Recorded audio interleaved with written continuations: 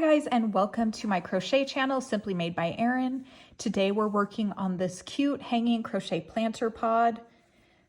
The pattern comes in 3 sizes. This is the size mini.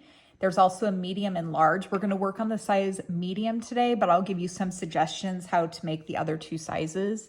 Basically, it's this little crochet pod that you can hang on a hook or wherever you like, and a little plant or little planter just fits right inside the basket portion and hangs really cute like that. I'm going to pop up a picture so you can see it a little bit better.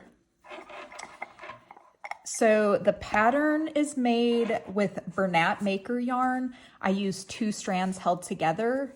This is a size 5 bulky yarn, the color cream, and it's 75% cotton and 25% nylon. So this yarn is a tube yarn. So the outside is knitted, it's stretchy, and then it's filled with the nylon. So I will mention that this is a stretchy yarn. So these pods will have some stretch. So depending on the weight of the pot that you put on there, it might stretch in length pretty good. So keep that in mind.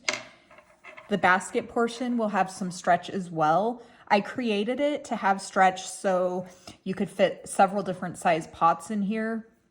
If you don't like the stretch, I think a cotton yarn would work well. You can use macrame cording. You just won't have as much give, so you won't be able to fit as many sizes in the basket portion. So all you need for this pattern is an 11.5mm crochet hook, a tapestry needle to weave your ends in. I've shared this before. It's called a drawstring threader, and it has a blunt tip, which makes it really easy to weave in the tube yarn because the tube yarn has a tendency to snag. This makes it nice and smooth. And then a pair of scissors, flexible measuring tape to check your gauge, and then any kind of ring of your choice. So these are metal rings that I got at Home Depot years ago. This is a 1-inch, but today I'm going to use a wooden ring. I just think it looks a little bit more modern. I'm going to use this one. This is a 2-inch, but you can use whatever you can find. Okay, so we're starting with the size medium. I'm going to pop up the yardage for each size on the screen right now. So for the size medium, we need a long beginning tail. We need 22 feet. This is going to create a border around the entire piece at the very end, and then we won't have to attach a new piece of yarn and have extra ends to weave in.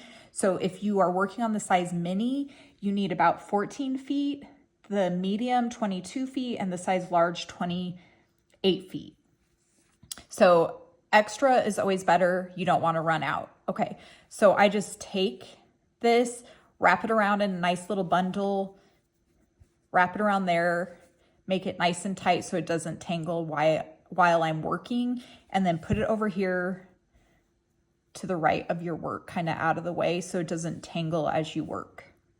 Okay, so then we need our crochet hook, and we're going to start with a slip knot.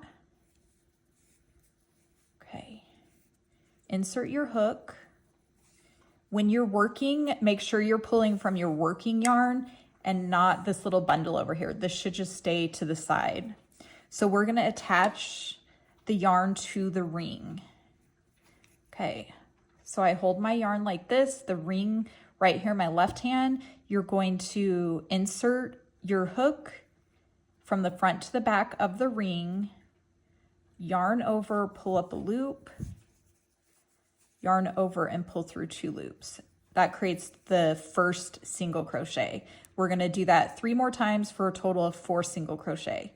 So again, insert your hook from the front to the back, yarn over, pull up a loop, yarn over, pull through 2, and then do that 2 more times.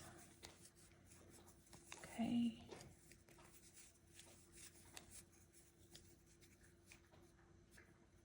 There you have it. Okay, so we have 4 single crochet. That's what it looks like. Okay, so now we are going to chain 1 and turn our work.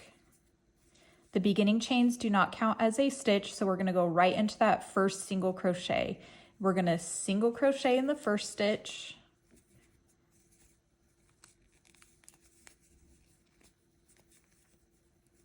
And then double crochet in the next stitch.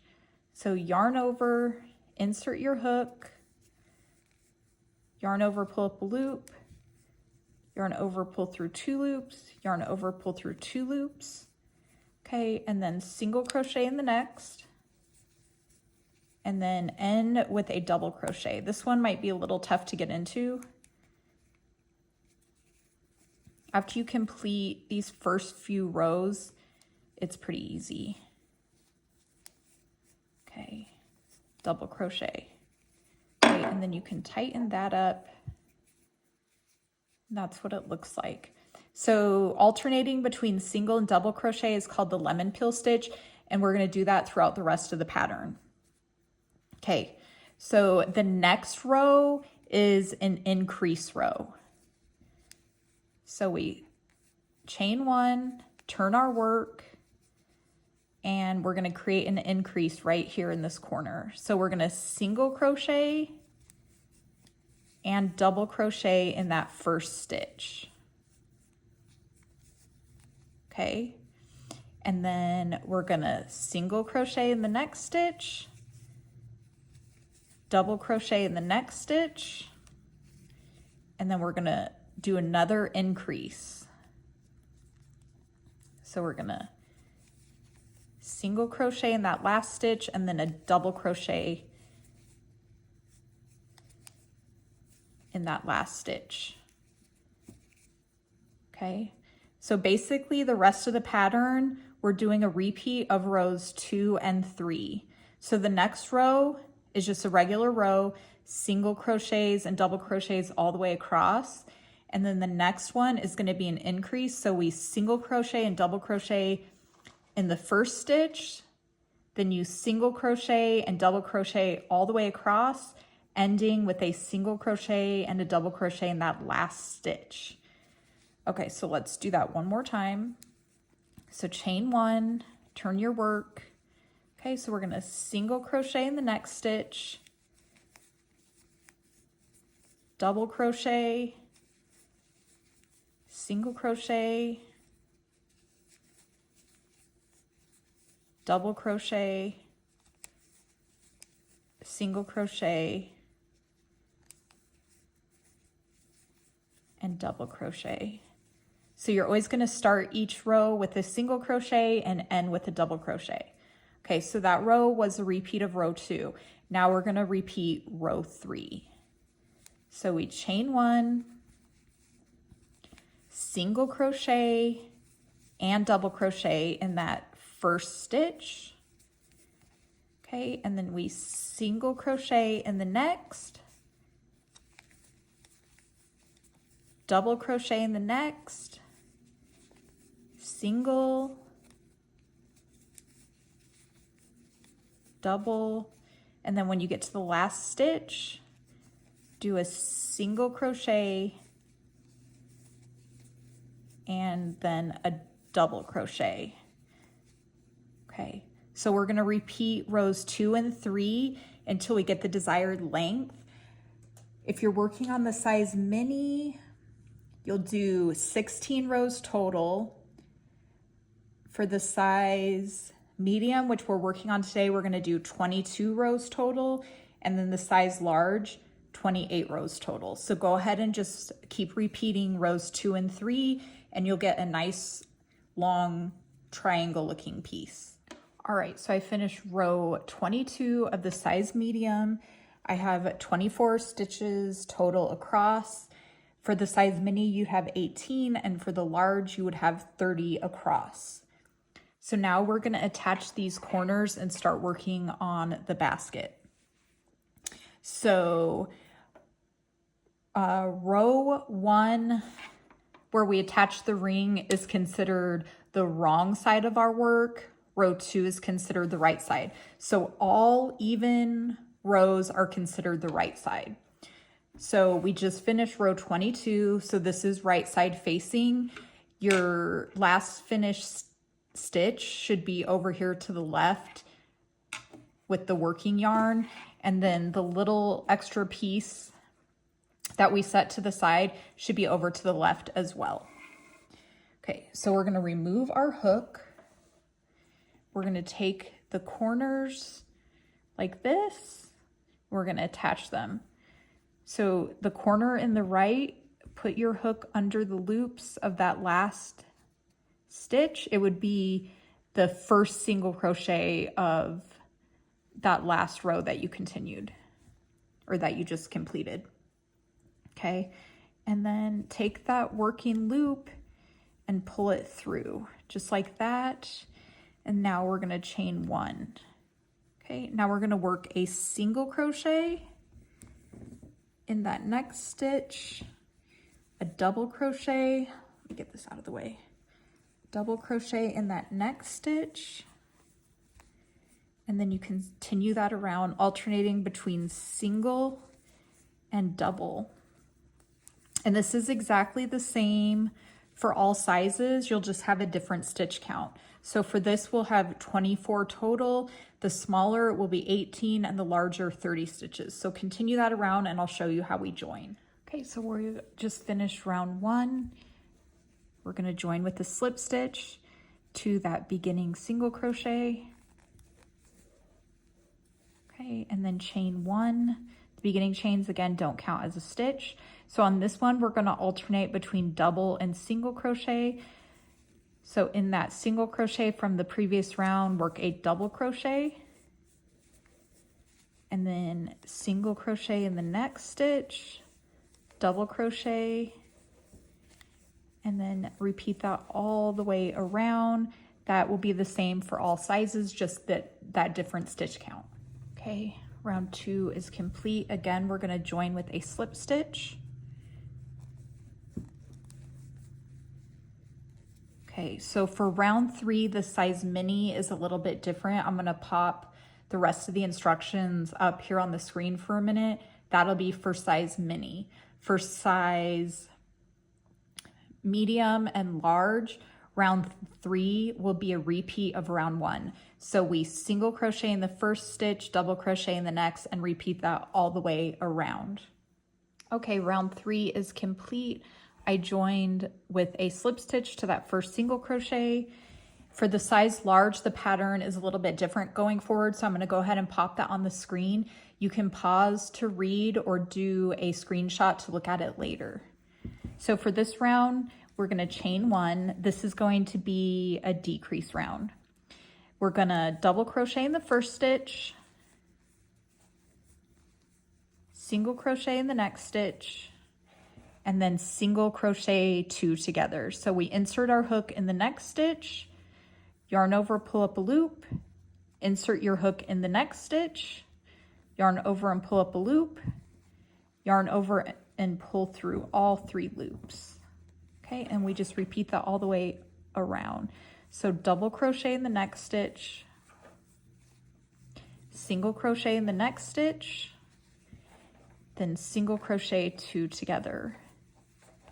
You'll have a total of 18 stitches. Okay, round five is the last round for the basket. It's another decrease round. So chain one, single crochet in that first stitch, and then single crochet two together in the next stitch, and repeat that around. So single crochet and then single crochet two together. You'll have a total of 12 stitches. Okay, again, join that last round with a slip stitch, and then remove my hook, and I cut an ending tail about 12 inches or so. We're going to pull that through and then cinch the bottom closed.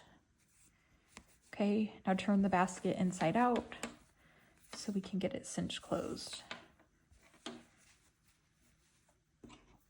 Okay, just take your tapestry needle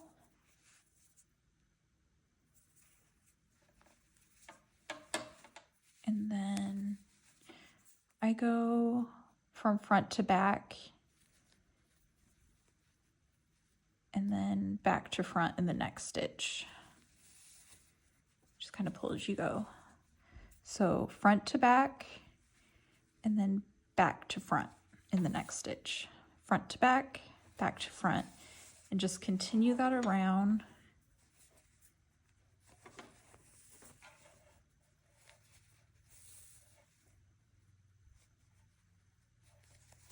And then cinch it closed, and then go ahead and weave your ends in. I'm gonna go ahead and do that off camera, and I'll meet you back here and we'll finish that border round. Okay, so after you cinch the bottom closed, make sure you turn it right side out again. So this is what it's going to look like. I went ahead and unraveled that extra piece of yarn I had over here, and we're going to finish the border. So make sure if it got twisted or anything, you make it nice and even. Okay. So we are going to insert our hook kind of under this first space right here.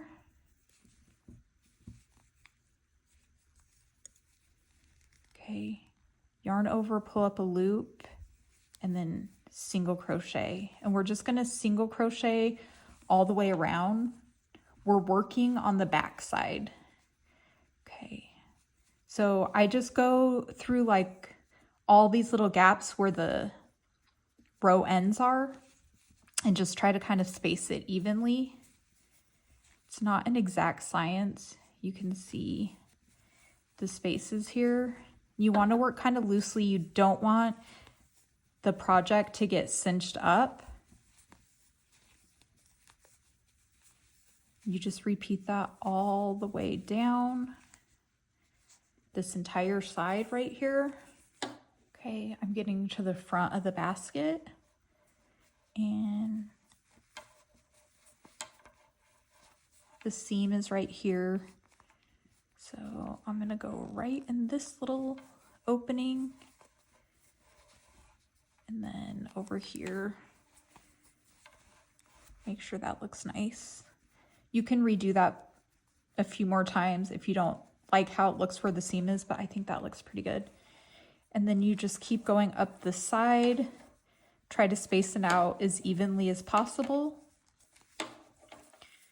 so that it looks even with about the same number of stitches you did on this other side. All right, I finished the other side. This is what it looks like.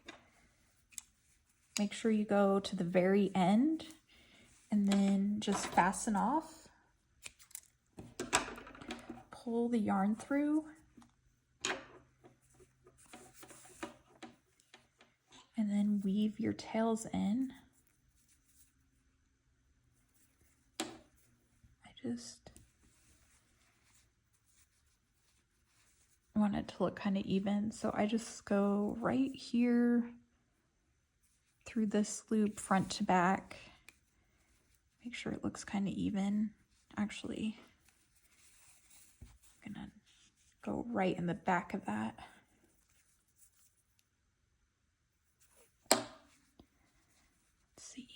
I'm gonna go right here instead. Yeah, that looks better. Okay, just position it kind of how you want, and then just go in the back and weave your end in really nice and secure. I always go back and forth about 3 times to get it nice and secure. And there you have it. Your planter is complete. Let me show you what it looks like. This plant's a little small for this one, but you get the general idea. Isn't that nice? Okay, as always, the written pattern will be linked below on my blog. If you have any questions or comments, let me know. And I can't wait to see you on my next project. Have a great day.